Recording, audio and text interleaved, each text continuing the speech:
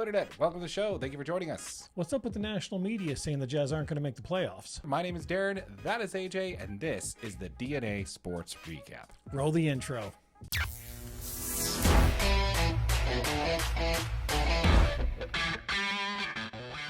If you are part of the 95% of our audience that is not subscribed, please consider doing so. Thank you. How's it going, AJ? Doing good. How are you? Oh, I'm living the dream, man. Living the dream. Let's go ahead and start the show off with a cheers. Always. Cheers to you. And cheers to you, my friends. All right, so let's go ahead and talk a little bit about NBA, shall we? Yep, I'm ready. Okay, so let's go ahead and first talk about the trade this week that went down.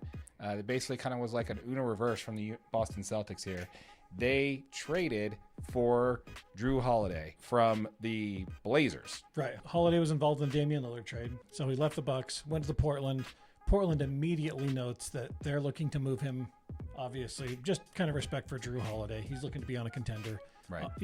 He's been in the league a long time. His first year was in 2009. So he deserves to play somewhere where he's going to be competing for a championship. The Blazers make a move, send him to the Celtics. This is a huge pickup for the Celtics, man. Oh, yeah. Huge pickup. Oh, yeah. I love it, man. You go from being on the team who was favored to win the East, then you're traded to Portland, and then now the team that was second tier trades for probably the most key piece other than Giannis on that Bucks team to come back to his team. Totally agree. To the Celtics. I think this was a brilliant move by the Celtics. Now you got a starting lineup of Drew Holiday, Jason Tatum, Jaylen Brown, Kristaps Porzingis, and Al Horford. That's your starting five. Yeah, I mean, obviously your concern is a little bit with some of that bench because they traded some of that bench depth away. Yeah, they did. To get Drew Holiday. Yeah. But Drew Holiday's a huge pickup, man. I mean, he's a scoring threat. He's obviously the best two-way guard in the league, period. I mean, last year with the Bucks, he averaged 19 points a game, shot 38% from three, 5 rebounds, and 7 assists. So he can do it all on the offensive end. He's obviously a fantastic lockdown guard. Jaylen Brown's no slouch on the defensive end either. Makes them a very tough defensive team. Yeah. With the ability to score the basketball whenever they want. Yeah. I mean, you got Jason Tatum, Jaylen Brown. They're, both of them are elite offensive players. Yeah. Kristaps Porzingis is a great, transition player and can make his own shot when he needs to. Yep. And then you add the best two-way guard in the league. Great job by the Celtics. I think that makes it the Bucks and the Celtics and then everybody else in the East. It's still early, man. Miami. And Danny Ainge is still in the NBA. Luckily, he's on our side. Yeah, exactly.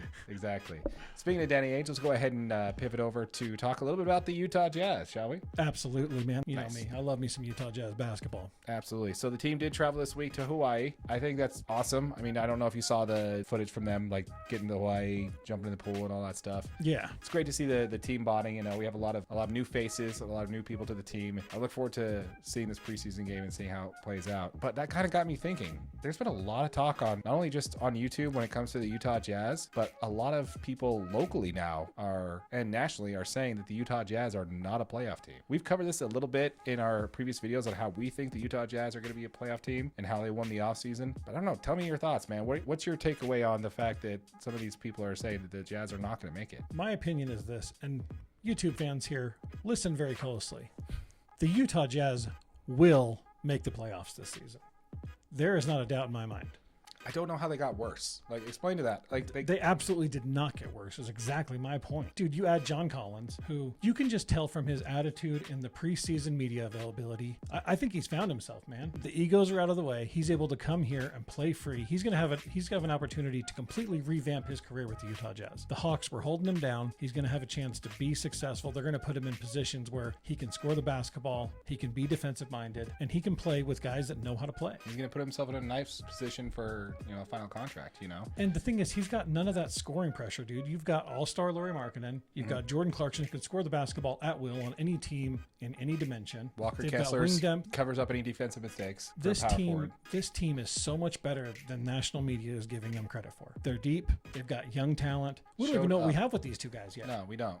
And that's kind of the big takeaway that a lot of people are saying why Utah is not going to look great this season is because they don't have a true point guard, which I think is absolutely laughable. First of all, they are very deep at point guard when it comes to the Utah Jazz. I almost think too deep, man. It's like they almost have too many guards. We've got too many guards. 100% agree. But right now, the favoring potential for a starting point guard is either going to be THT or Chris Dunn. Yeah. Right. Those are pretty much the two front runners to be the starting point guard. I believe that it won't be long until Keontae takes the keys of the kingdom and runs with it. That's probably not going to be the case out the gate. But you got those three guys, and then you also have Colin Sexton, who I know the Jazz like in a six-man role. Absolutely. Not necessarily a point guard. I think more at shooting guard. I think you absolutely absolutely like Colin Sexton coming off the bench, running the offense with the quote-unquote second unit, because we know how the NBA transitions work. It's not like you change all 5 players out. You come out, you run the offense with the second unit, and he has the ability to play free. He's your primary scoring option when Jordan Clarkson's not on the floor. He can run and he can slash downhill, and he can continue to create, and I like Colin Sexton in that role a lot. I don't know how much I like him with the starting unit, because he's not going to be in a position to be as successful with Lauri Markkanen and John Collins and Jordan Clarkson on the floor at the same time, right? Right. It's just not going to be a prime role for him. Once you get THT off the floor and you bring Sexton in, I think the Jazz are even better. Anybody that says the Jazz aren't going to make playoffs is absolutely wrong. They're wrong. I think it's a little This biased, team's too good. I think it's a little biased. Yes, the rest of the league, the rest of the West did get better, especially when it comes to the Portland Trailblazers. I mentioned that on the episode last week that they're not going to be as bad as they thought.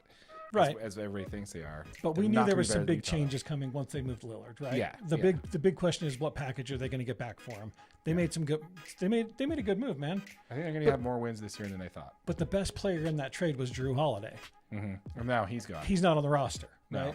So, but they're deeper than I think. Mm-hmm. You know what I mean? They got some good key role players back, and that Portland team is going to be deadly in a couple of years. And DeAndre Ayton, And DeAndre Ayton's a great pickup for him. You know what I mean? So, yeah, Portland is going to be much, much better than we originally even kind of stated in one of our previous videos. I wasn't sure what they were going to get back for Lillard, but they're going to be good. You know what I mean? Hall, man. But they're not going to have the continuity that Jazz are going to have. Players have all been together for at least a season now. I think Will Hardy is a fantastic coach, and I think he's going to coach these guys up. And they're going to be ready opening night to start winning some basketball games. I look forward to it, man. It's going to be great. But yeah, once again, folks, let us know in the comments down below what you think. Did you like the trade by the Celtics? More importantly, do you agree with us when it comes to the Utah Jazz and making the playoffs? I mean, the Jazz are pretty depth at point guard.